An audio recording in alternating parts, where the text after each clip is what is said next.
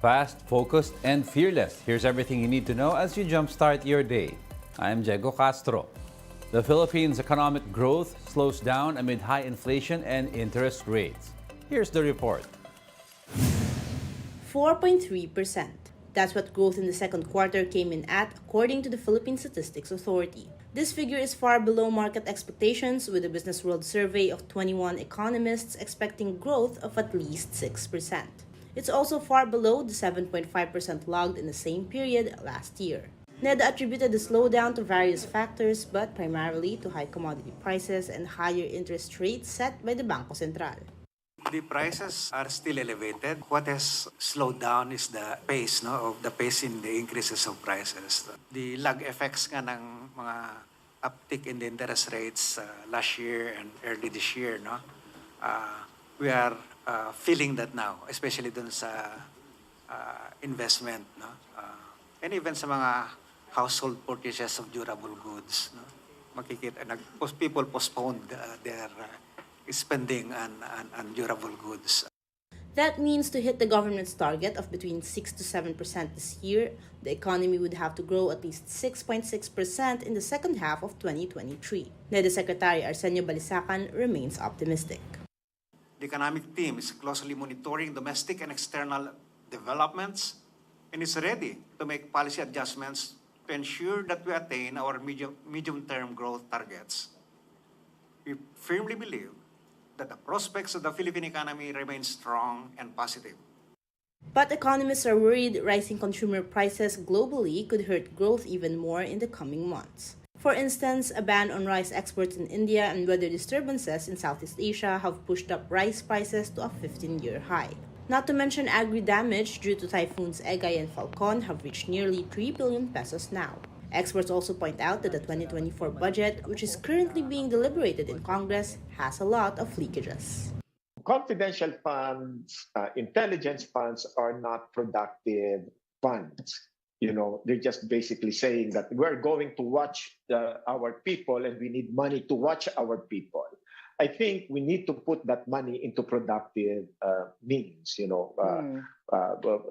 We can use that money to provide credit subsidies, or we can even provide tax holidays to small businessmen who need them. In a tweet, BPI Chief Economist Jun Neri said the narrative of the Philippines being the fastest growing Southeast Asian economy is over. He also pointed out that the government underspending was one of the biggest drags, coming in at negative 7.1%. Arian Kalumbiran, we are One News. One economist believes that the domestic economy already peaked in the first quarter of the year. ING Bank senior economist Nicky Mapa told a big story that while it's good to aim for a 6 to 7% GDP growth for the year, he thinks it will be challenging to accomplish. Mapa added there might not be enough momentum to reach this target. He also noted that the government should now find ways to spend funds efficiently to boost the country's economic activity. It's good to have a fighting target. It's good to continue to push for higher growth. But if, let's say, the current trends hold out, we are starting to see signs or upside risks to inflation have manifested again. If households don't get a break, then I'm guessing there's not enough momentum in the economy. Maybe 5% is doable, but from the looks of it, hitting that 6% target, I guess we can still aspire to do that, but it will be a very tall order to achieve. In other news, the good manners and right conduct subject is making a comeback in the Education Department's new Matatag curriculum. Vice President and Education Chief Sara Duterte led the launch of the curriculum. Duterte noted that both students and teachers may be struggling with excessive subjects. That's why those for grades 1 and 2 will be reduced under the Matatag curriculum. Aside from bringing back the GMRC, the agency also plans to gradually add subjects as the grade level increases. For kinder, meanwhile, the curriculum will be play-based, meaning there won't be specific subjects taught. The DepEd eyes to pilot test a new curriculum this coming school year ahead of its full implementation by 2027. past years shows us the alarmingly poor performance of Filipino learners in national and international assessments. This brought to light questions on the effectiveness of the kinder to grade 10 curriculum. Both teachers and learners were overburdened with lessons and other school tasks and activities. We'll be back with more stories after the break. Keep it here on One News.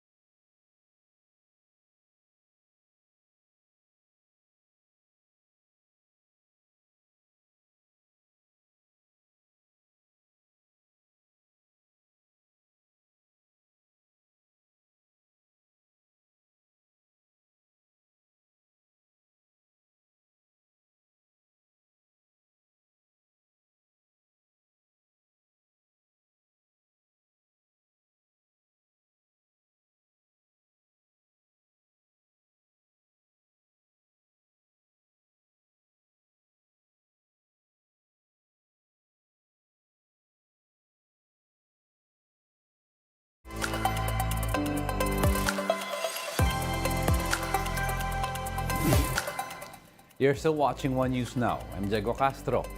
The armed forces eyes to form a maritime militia in the West Philippine Sea amid China's harassment in the area. Over 300 Chinese ships have been spotted in the disputed waters, including some Chinese militia masquerading as fishing vessels. They are the ones who occasionally harass our boats and ships, as was the case with the water cannon attack last weekend. Because of this, the AFP is looking to form a group to counter China's force, which may include fisherfolk as reserve forces. So we are also trying to develop our reservists who will be able to operate in the sea. Yun nga yung gusto nga natin, yung mga fisher folks natin ay gawin din natin mga reservists at tuturuan natin sila kung paano sila makakatulong sa pagdepensa ng ating bansa. The Coast Guard hits out at pro-China Filipinos, calling them traitors. PCG spokesperson Jay Tariela said Filipinos defending and making excuses for China's aggressive behavior are unpatriotic. Tariela called on Filipinos to unite in calling out China and in protecting the country's interest and pursuit for peaceful resolution. In weather, Pag-asa monitors a low-pressure area within the Philippine territory. The LPA was last spotted some 310 kilometers east of Borongan City, eastern Samar. The Weather Bureau said it is unlikely to intensify and develop into a tropical cyclone. Meanwhile, the typhoon outside Par will remain far from the Philippine landmass. Several areas may experience scattered rains due to the LPA and southwest monsoon or habagat. These are Visayas, Mindanao, Catanduanes, Sorsogon, Albay, Masbate, and northern Palawan. The rest of the country may expect isolated rains due to habagat and localized thunderstorms. And that's it for this hour. Join us again at 9 a.m. as we continue to monitor the day's biggest stories. I'm Diego Castro. We are One News, all sides, all the time.